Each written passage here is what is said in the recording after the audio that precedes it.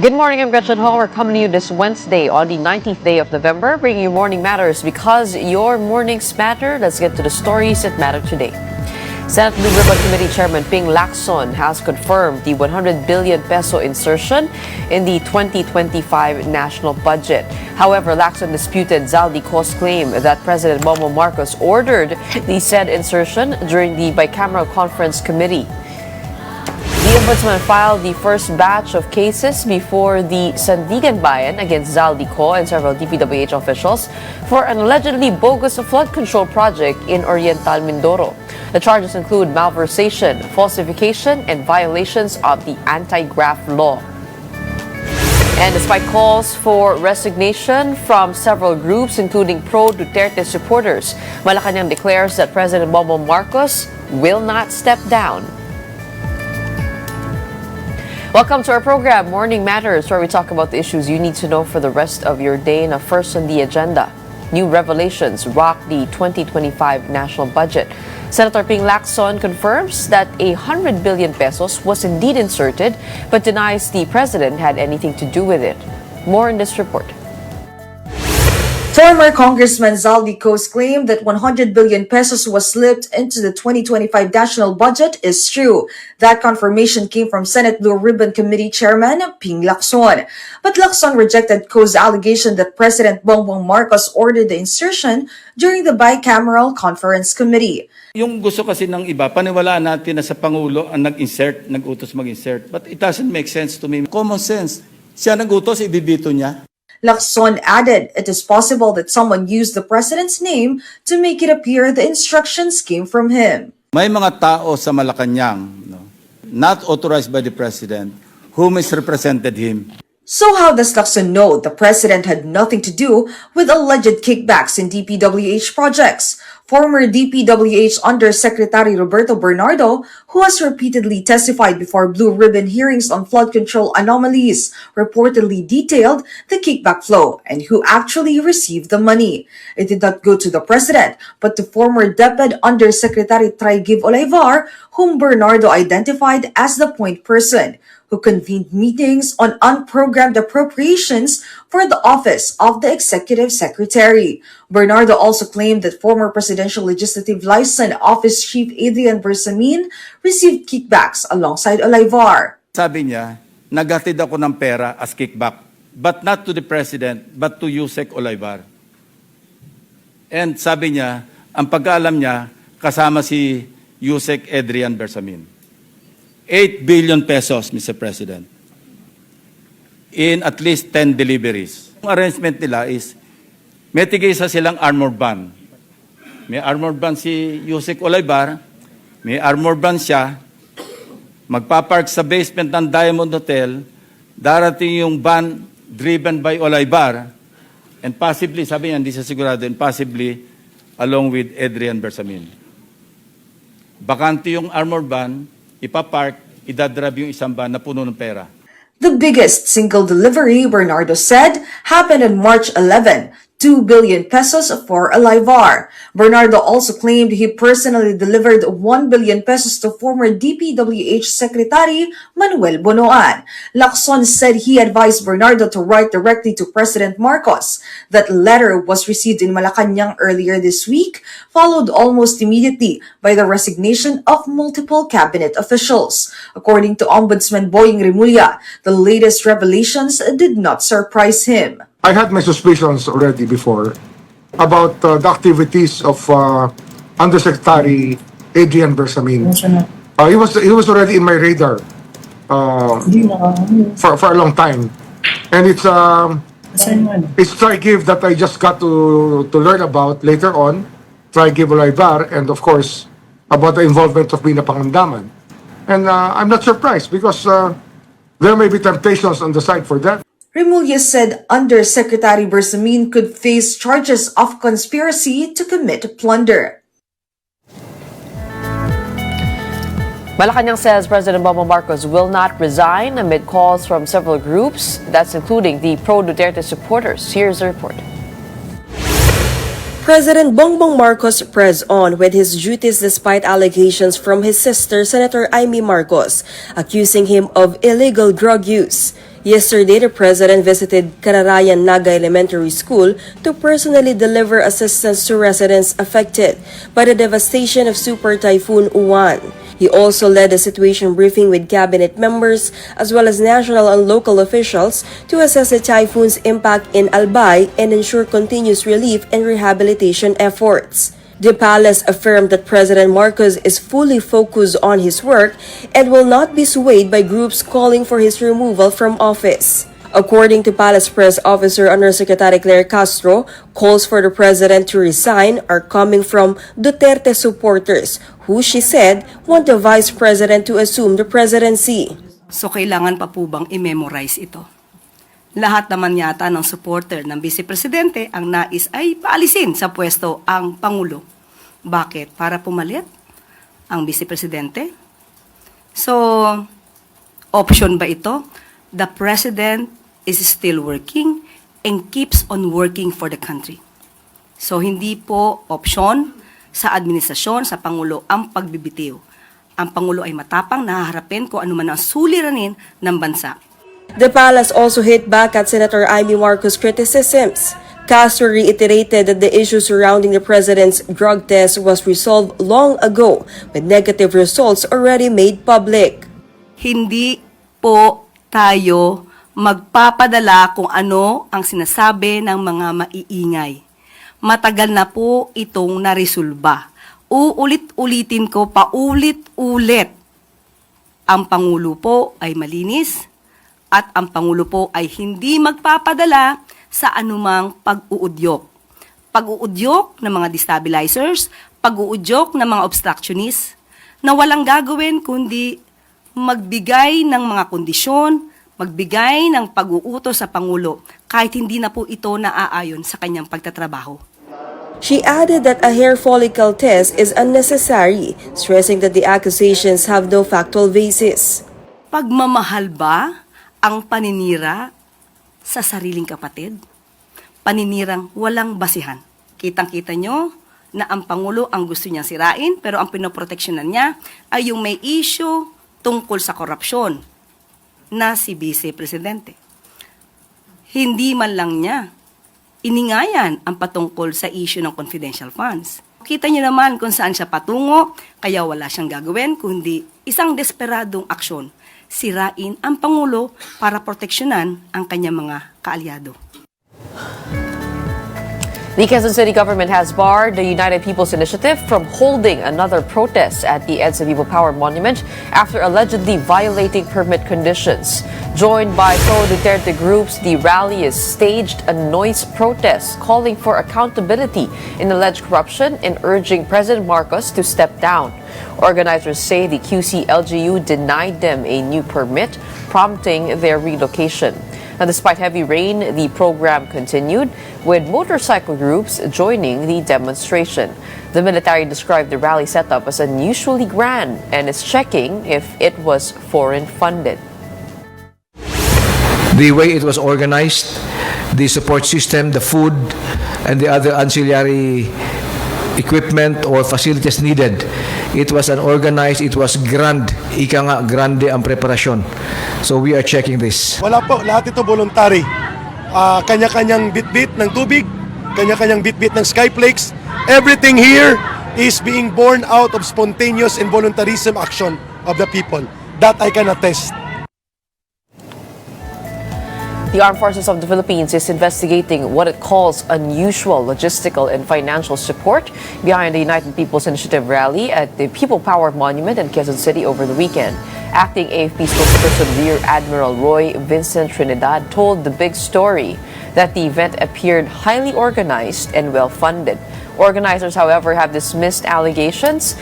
Trinidad added that the probe aims to ensure that domestic activities are not linked to broader regional issues in the West Philippine Sea.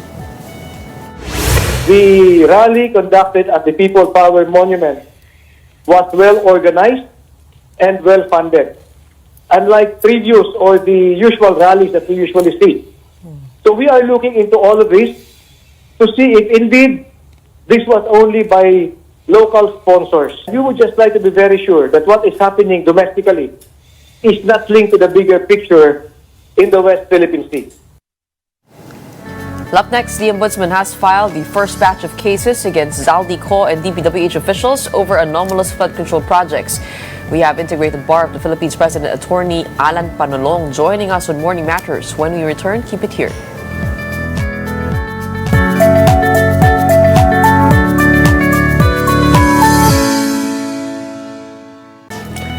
Welcome back. You're so watching Morning Matters here in One News. The Ombudsman has filed the first batch of cases against Zaldi Co and several DPWH officials over an allegedly bogus flood control project in Oriental Mindoro. Charges, including malversation, falsification, and anti-graft violations, have been filed before the Sandigan Bayan against Co, regional DPWH engineers, and board members of the SunWest Corporation.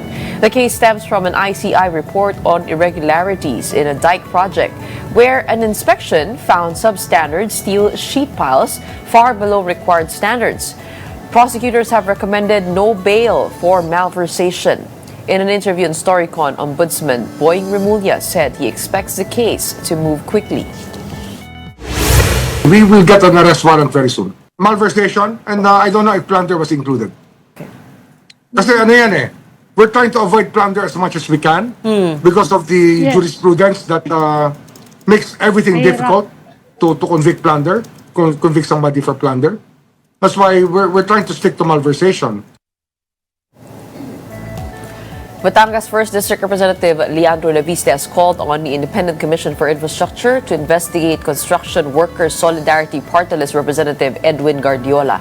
Leviste alleges that Guardiola buys projects from the DPWH and sells them to contractors, earning up to 25% in commissions. He added that Guardiola already exerts influence over projects in the National Expenditure Program, or the NEP. Leviste also recommended investigating a company owned by the family of San Jose Vice Mayor Ben Patron, which reportedly manages over 1 billion pesos in annual projects. DPWH Secretary Vince Dizon and ICI Executive Director Brian Hosaka said that all projects are being reviewed.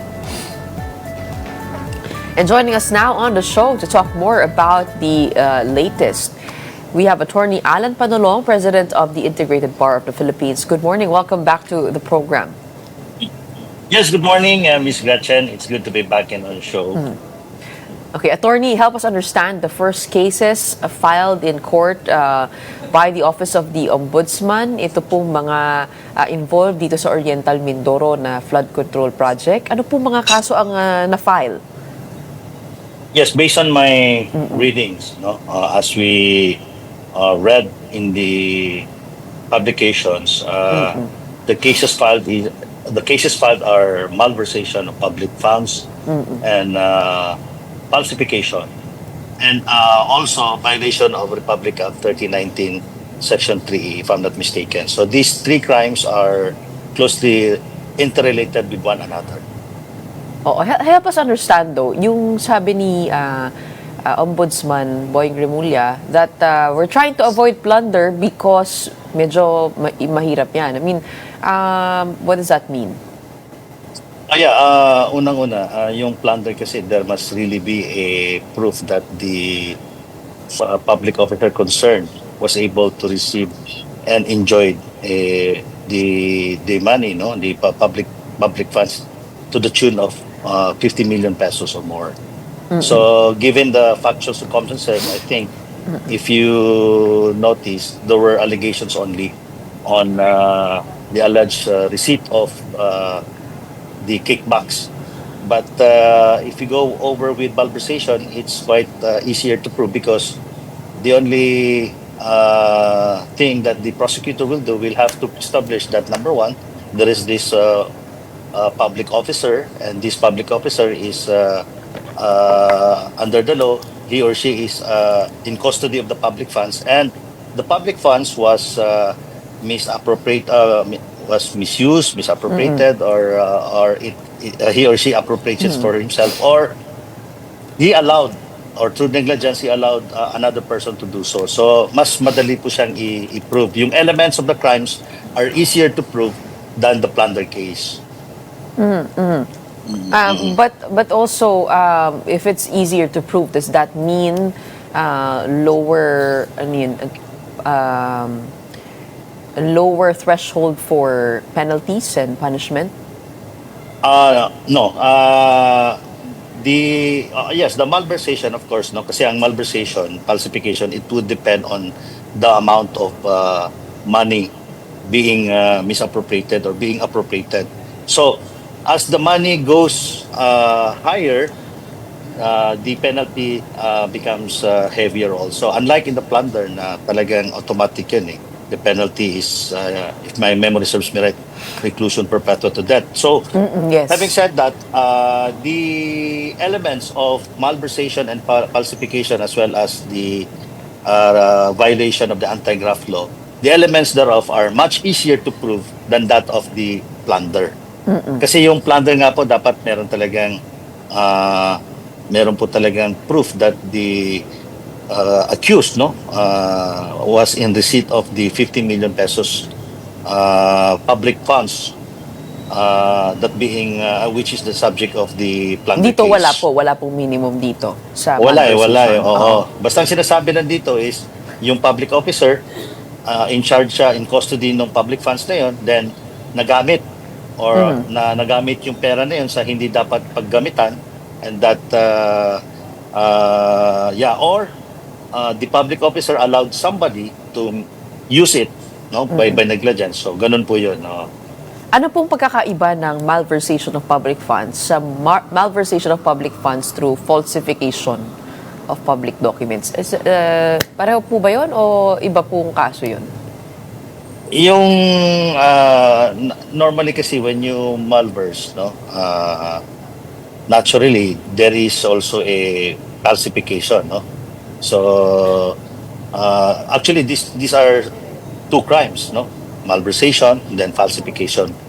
When you say falsification, the offender tries to make it appear that something is regular on its form, but meron po siyang alteration na ginawa. Meron po siyang ginawang mga alterations doon, So to make it legitimate or genuine. Now, the malversation was committed by falsification, meaning to say, binago yung mga entries doon sa dokumento. So that is why it becomes malversation by falsification. Kasi nga, Ngayon, ibig sabihin, kailangan may pagbabago po ng mga dokumento. Ibig sabihin po ba, ang makakasuhan lang dito ay ng malversation, yung mga directly involved in the transaction, such as, for example, the DPWH officials, mga contractor na hindi naging honest. Pero paano naman po ang mga lawmakers involved here? Kasama dito si Zaldico. He's been involved here. Could he possibly be charged with malversation? He could be, depending on the circumstances, because yun na nga, i-establish dyan kasi kung sino yung may custody, kung sino yung mayroong custody ng public funds, and when that person or that public officer allowed it to be used, not in accordance with its purpose. So yun po yun. So normally kasi the malversation is being committed by falsifying the documents. So any public officer wherein that document passes through these public officers and they affix the signatures, in order to perpetrate the crime or in order to commit a crime, so directly involved, meaning to say they are direct participants of the crime, and therefore they are also criminally liable. But he did that through the halls of Congress, yung pagpapasa ng budget. Could he be held liable for insertions done to the budget, or is it more about him admitting that he administered the flow of money? Yes, tingin ko po, if the insertion was really done surreptitiously, such that, kasi diba during the budget preparations, we all know that the House of Representatives and the Senate sometimes don't have the same version of the budget. So they come into bicameral conference. Doon po nagkakaroon ng insertion. So ngayon, when, for instance, kung si Saldico, halimbawa, he did on his own, no, or upon his instruction, did a surreptitiously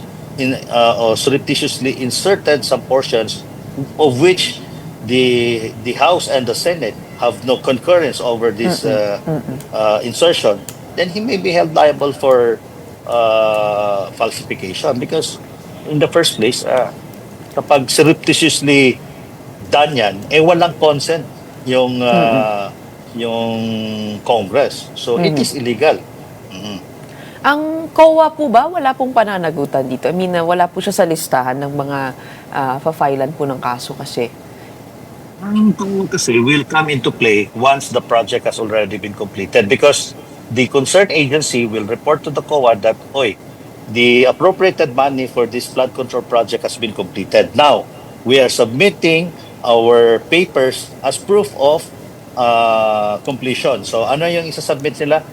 The pictures, the project itself. So if the COA negligently accepted the report without conducting verification on the project, na say for instance it was a ghost project, then they are criminally liable, administratively and criminally liable. So administratively for being negligent, they did not perform their job, and criminally liable, baka meron silang baka nakinabang sila doon. Kaya 'di ba?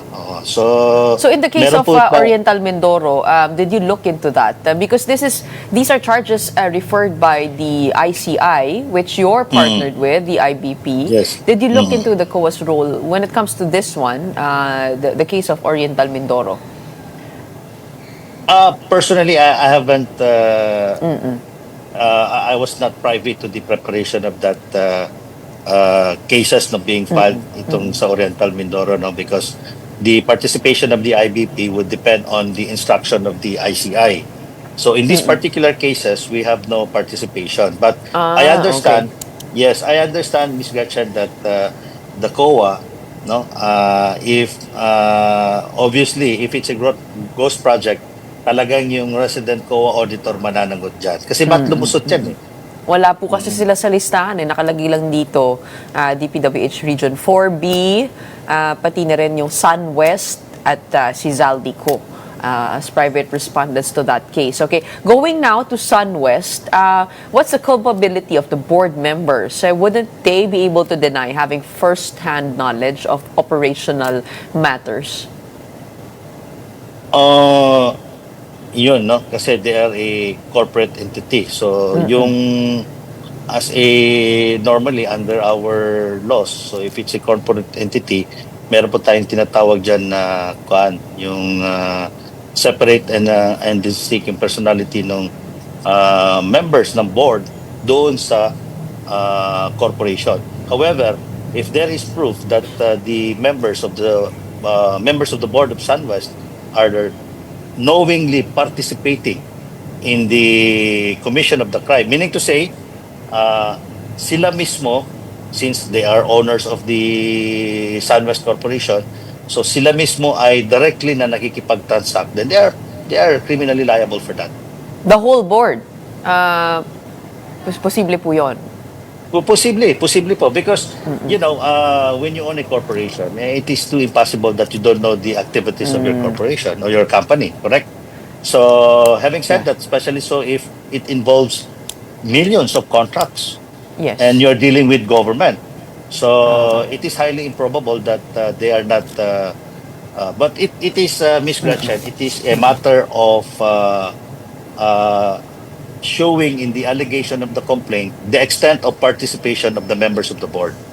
So kailangan kasi maipakita ano yung participation. Halimbawa, yung members ng board, they are the ones who signed the contract. Then they are the ones who also signed the a report stating therein that these projects were already completed and based on the contract. Lagot sila talaga doon. Mananagot sila. Do you think there's enough proof to link Zaldico to the SunWest board? He does claim na he's divested a long time ago. Ano kaya yung pwedeng mag-link po sa kanya dun sa SunWest? Kasi related po ito dun sa ibang kaso ng Anti-Graft and Corrupt Practices Act. Yeah, 2019E. Oo. So, it may be if the former congressman is benefiting from the company, so he cannot really claim that he has divested completely from the company. But you need to So, establish ganun yan. that, right? Yes. At Of paano? course. Paano It po has to be. kaya? Oo. Kasi diba, the SunWest is a family-owned corporation. Yes. So, the burden of proof is on his part to prove that he is in no way participating in the dealings of the corporation, or he in no way receiving any benefit from the corporation. So he has to prove that. However, yung prosecution also, yung on the part of the prosecution, kailangan din nilang mag-state ng facts linking Saldico to SunWest, that despite the divestment of his financial interest over that company, he still enjoys beneficial Relationship. interest. Yes, such that probably he enjoys the resources of the hindi nga siya nag-divest nga siya, but he is using the company vehicle. He is using the airplanes. Di ba? Kasi may mga Kasi yun po yung So, sinasabi rin po niya na yung air assets ay hindi kanya. Sa Mississippi Aviation yun. yeah, but if he is enjoying it freely, so how could you ever enjoy freely a particular asset kung wala kang interest doon, di ba? Yes. Who would ever Okay. allow you to use it for free? All So, right. yun po yun. Zooming out from this case in Oriental Mindoro, this is the first batch of cases to be filed by the Office of the Ombudsman. It's curious to me why Mindoro was chosen as the forefront of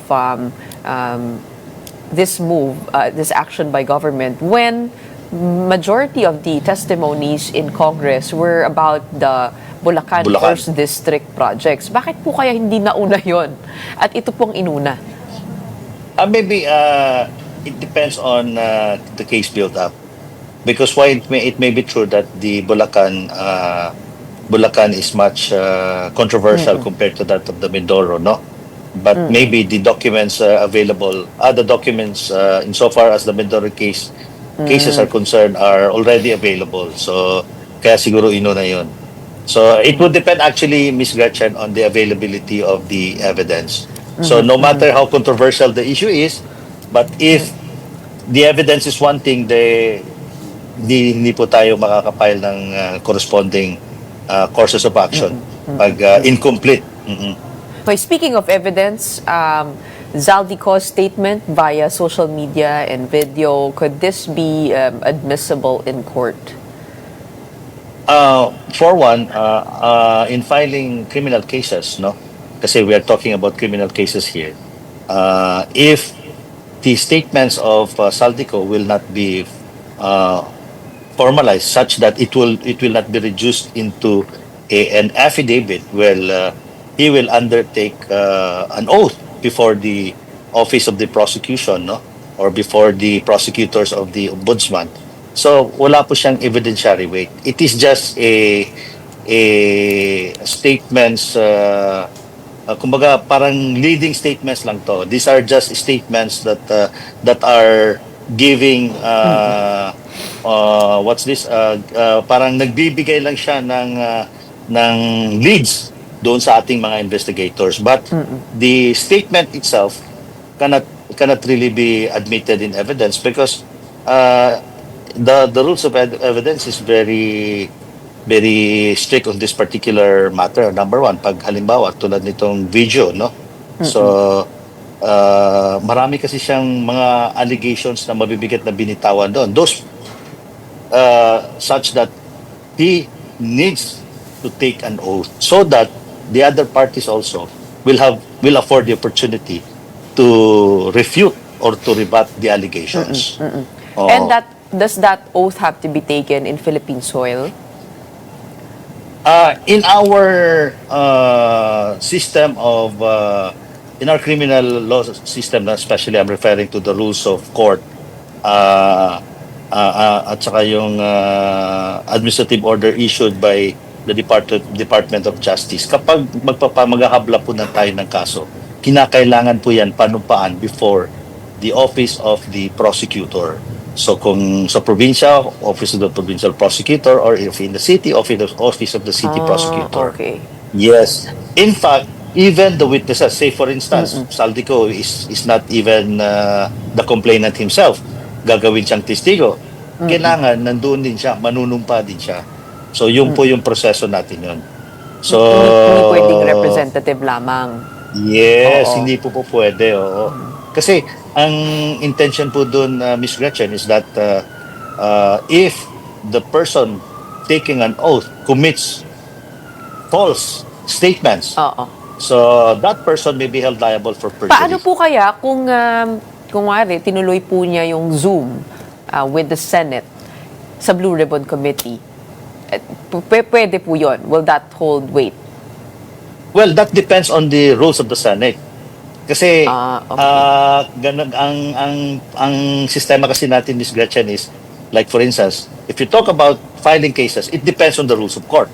So ngayon, we are talking about the Senate conducting its hearing in aid of legislation. It would depend on their rules. So if the rule says they will allow resource person to be interviewed or to be interviewed through virtual means like Zoom or any other means of virtual communications, then it would be possible. But then again, we come to that very important question. What is then the weight or the sufficiency or the evidentiary weight nung sasabihin niya? Just the same. Kasi kung magpa-file ka ng kaso, gagamitin mo yon. Paano mo ngayon magagamitin? Kuan nga yun it was done through virtual hearing. Kailangan panumpaan pa rin niya yun Pero, di ba Because- usually nag-administer naman po ng oath sa Senado bago ka mag-testify? So if he took the oath virtually and he would have been required, pwede po yun. Pwede naman yun. Kaya So for that purposes that of- kind of explains the last minute decision of the Blue Ribbon Committee chairman to disinvite Zaldico, to prod him to come back and do a statement before in person. Pwede, Okay. pwede naman yun. But then again, another purpose for which the resource persons are being asked to take an oath is that for purposes of filing cases. Now, if you file case, paano natin magagamit niyo ngayon? Kasi baka Saldico may not appear. So, ganun. Same story. Same as with the Discayas, but there is a danger that they might change their affidavit when it comes to the official documents submitted to the Ombudsman, to the DOJ, dun sa kanilang testimony sa Senado. So paano po yun? Paano isa-settle yun kung magkaiba? Yun.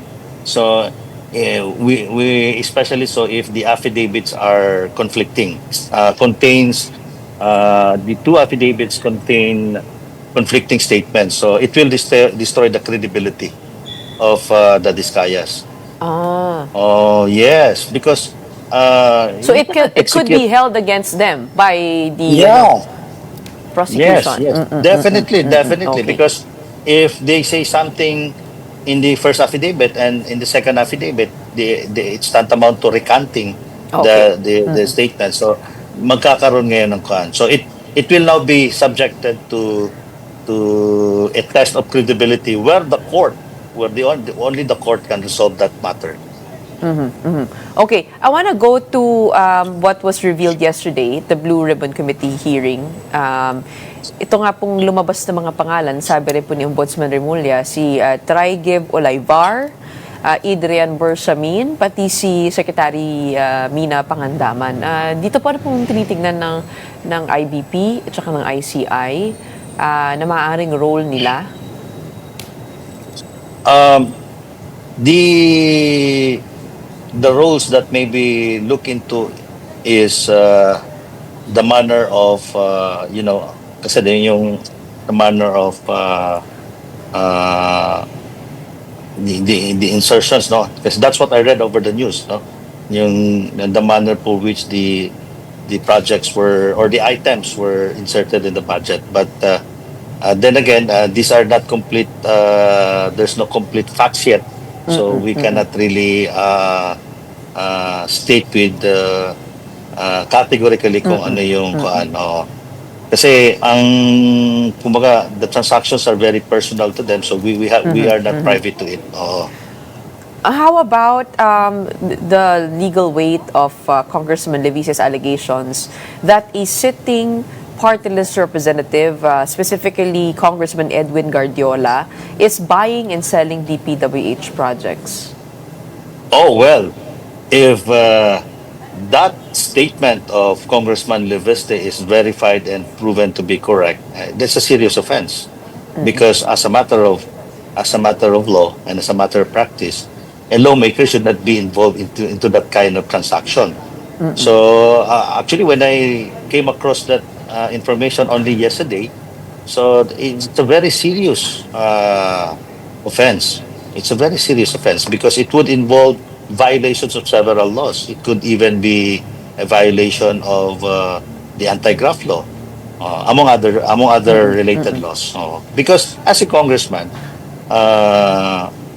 wala po silang business to be interfering or to be engaged in the implementation of that. Lalo na proprietary, may mga involved na accordingly, may mga percentages, no? Binibili yung project for 20%. And then, Pero ano ang palagay ninyo sa most guilty here? Senator Jingo Estrada has been quoted as saying, sino bang mastermind ng mga ghost project? Hindi ba yung di ba yung mga engineers dyan sa DPWH, hindi naman mga senador, hindi naman mga congressman. Kung for example, ang nagluto ng proyekto ay DPWH engineer or district office, could they be identified as the mastermind tapos binigyan na lamang ng cut itong people in power? Is it possible to see it that way? Or dahil mas mataas ang posisyon nitong lawmakers natin, they would be on the same plane? Well, unang-una, kaya nga po na-approve yung budget for that is because of the intervention of the lawmaker.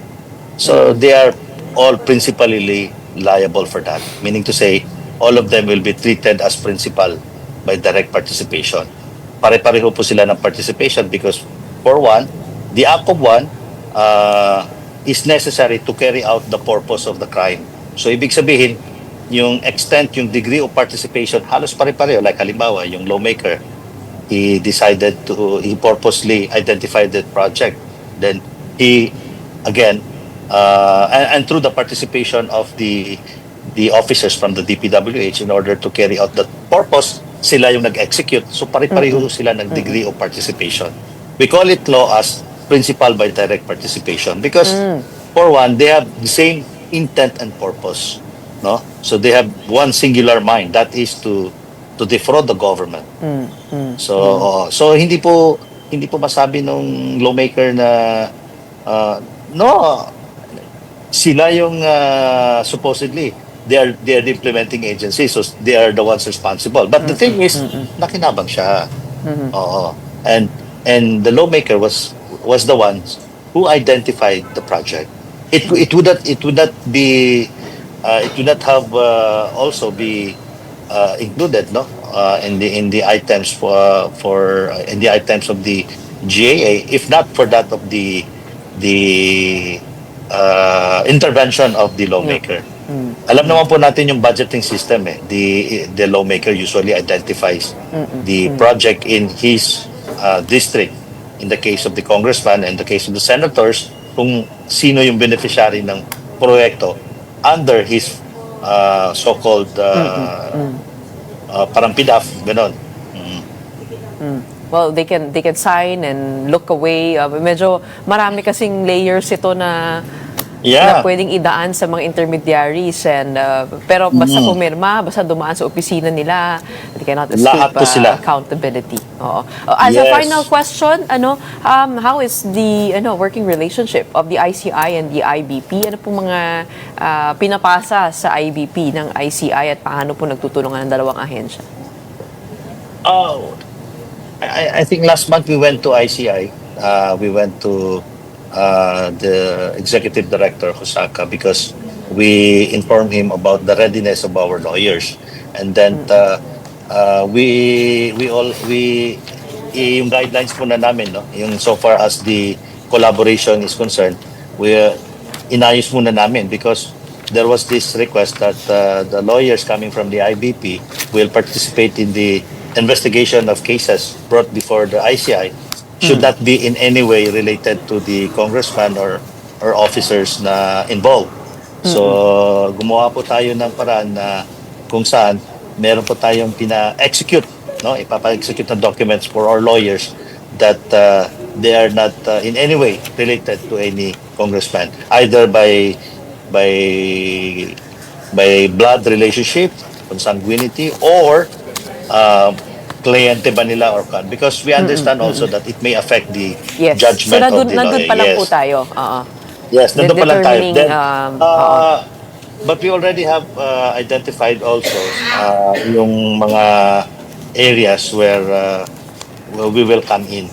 Kasi what we thought of insofar as the IBP is concerned is that we'll do our own case build-up, then pagbigay sa kanila. Kasi kung pag-uusapan pa namin, matagal eh.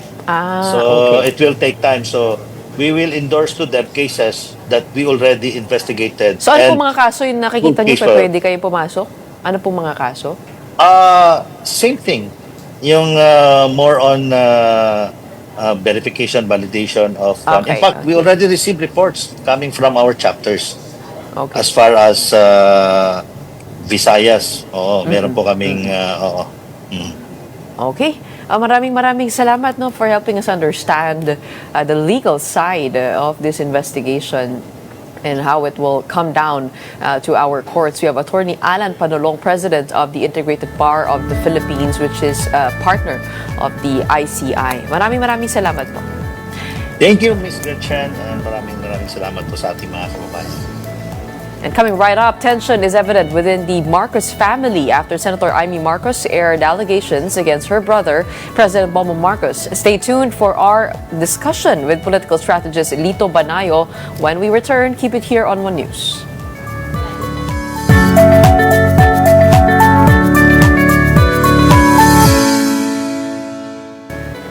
Good morning, I'm Gretchen Ho here in Morning Matters. We talk about the most pressing issues and give it the context behind the headlines.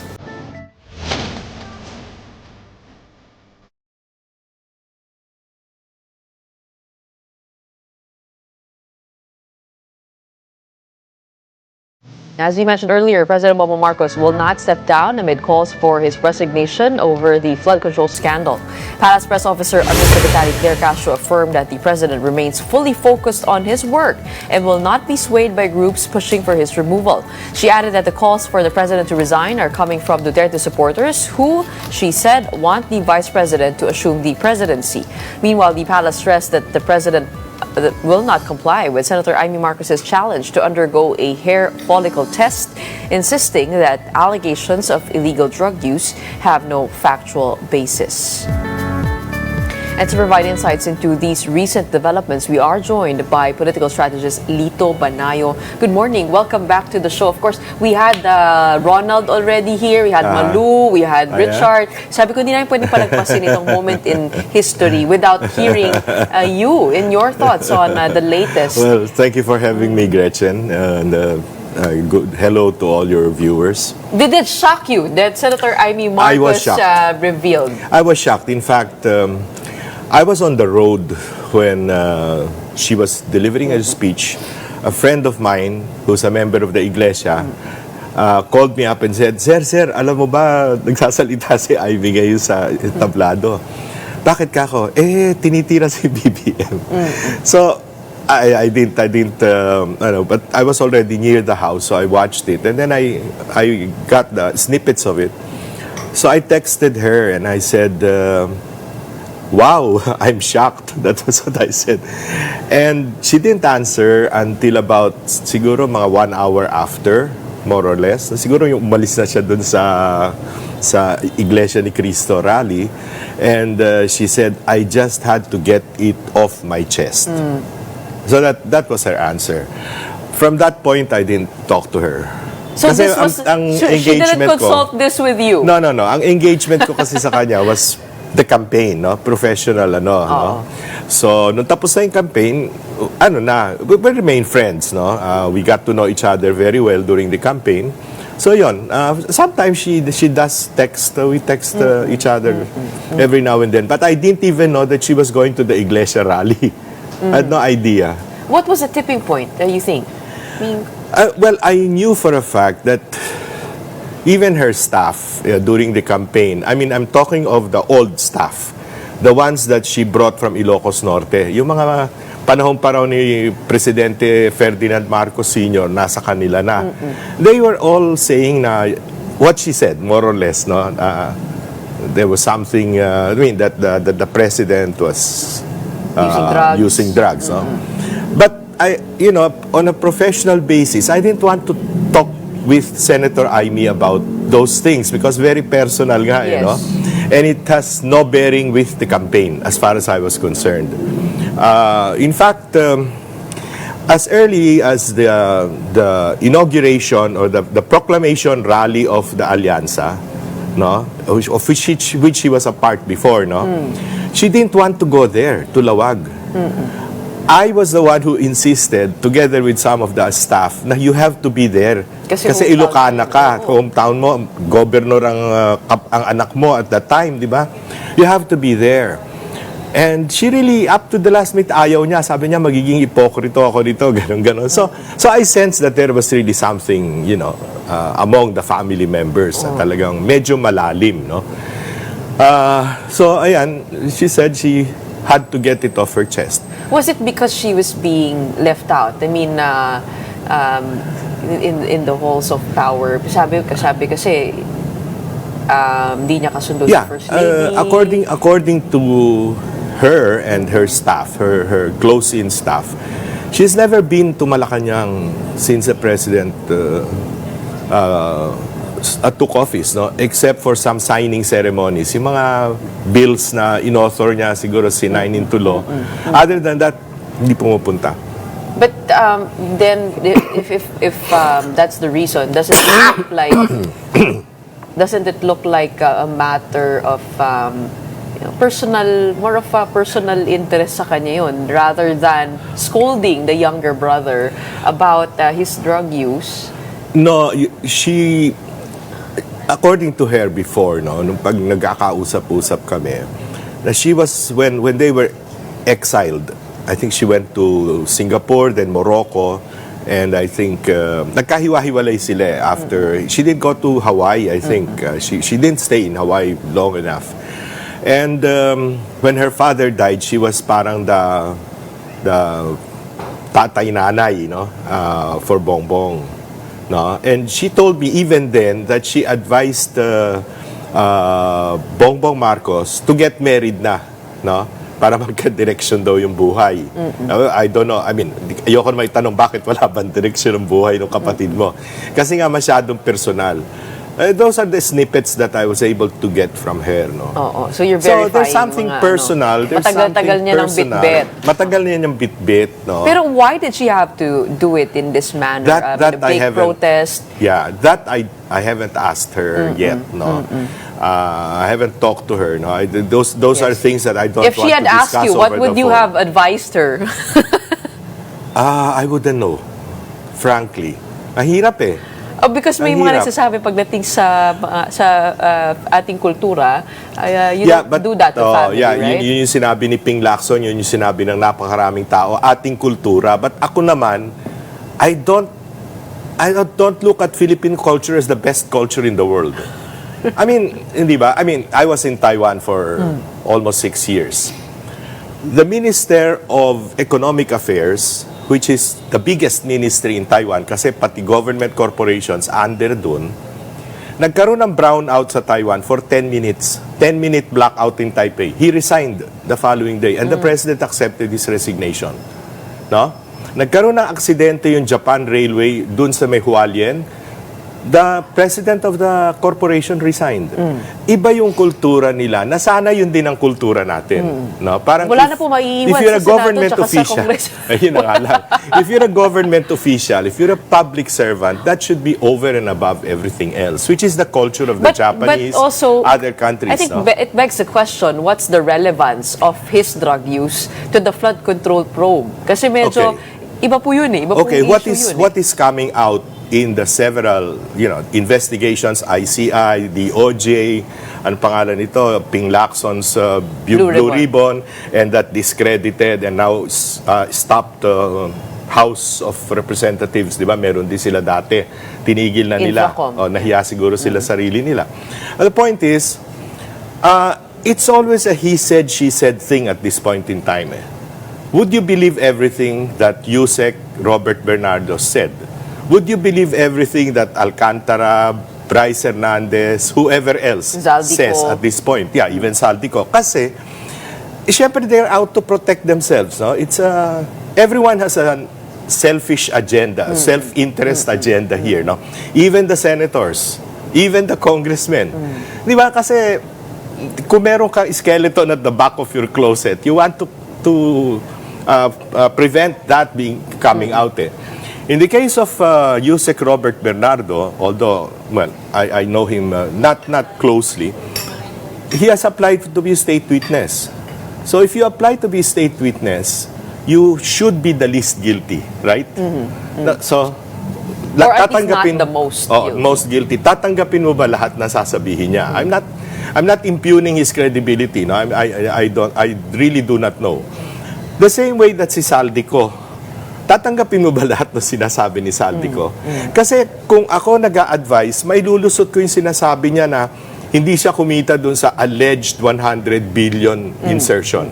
Because pwede niya sabihin later, kumita ako dun sa iba, pero dito sa 100 billion, sinabihan ako, pwera ka dito ha, tiwa ito.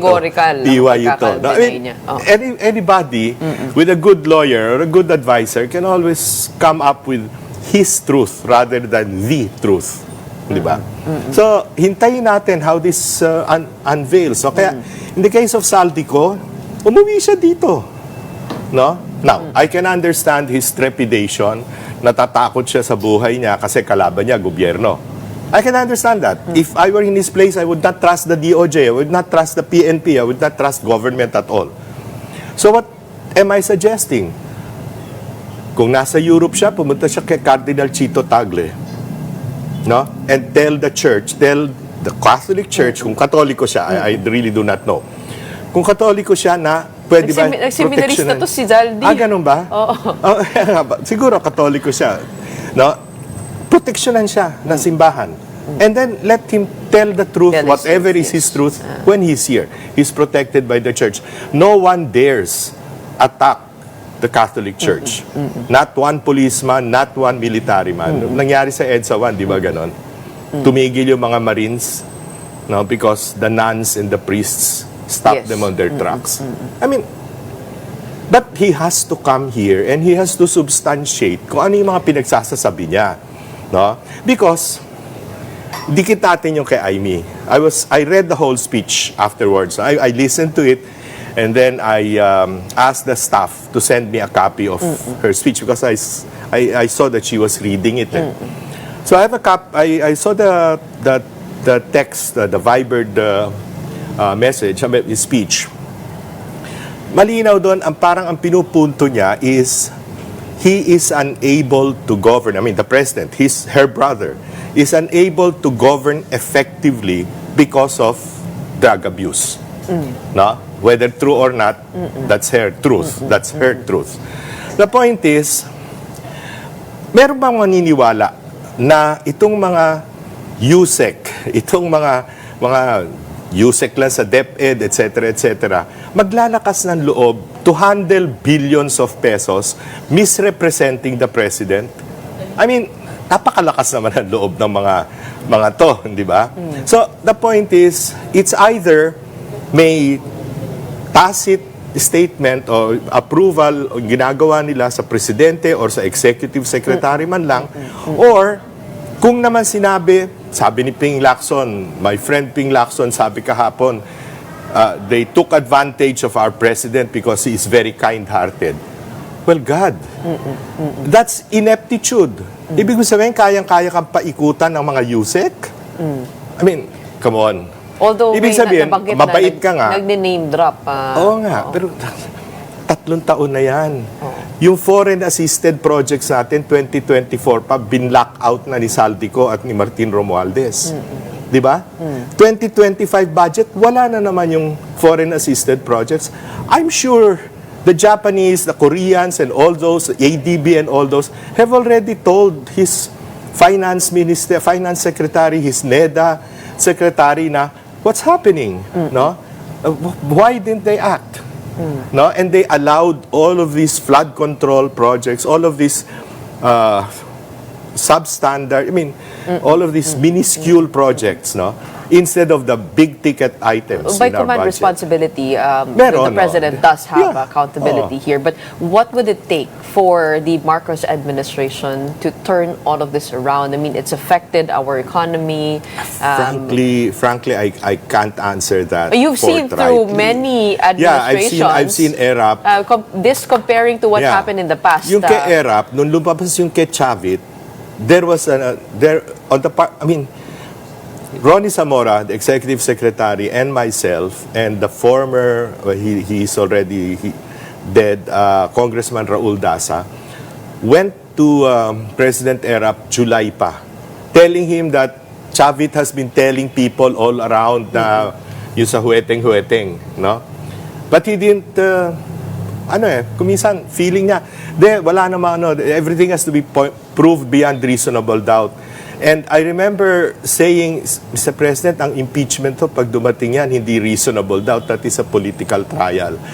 But, hubris siguro, masyadong kampante because he had a very high popularity rating at that time compared to GMA. Yes. GMA is as Vice President. But then, things unravel, you make mistakes along the way, like the second envelope, and wham, no? Yung kay Chavit, in fact, hindi pera na tao yun eh. Pera na sugarol yun eh. Diba? Pero That's dito, not public nakikita funds, niyo ba that's na not in the budget. No? credible yung possibility ng withdrawal of support? Medyo malabo. Yes or no? Nobody expected Orly Mercado or Angie Reyes at that time nung kay ERAP, di ba? Pinromote si Angie Reyes na Chief of Staff of the AFP, no? So, kung personal loyalties nandoon, but there was pressure from retired generals at that time, particularly those close to the late President Fidel Ramos, and they gave in. No, I know some of them. No, so Dito po, is it possible that Senator Amy could have been trying to appeal to the generals?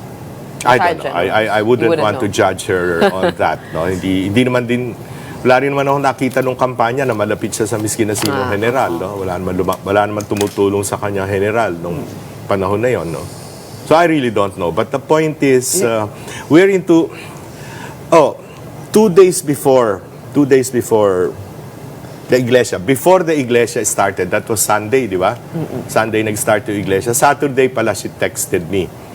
And she said, ang gulo-gulo na nang nangyayari. No? Ano kaya mangyayari bukas sa iglesia? Sa yung INC rally.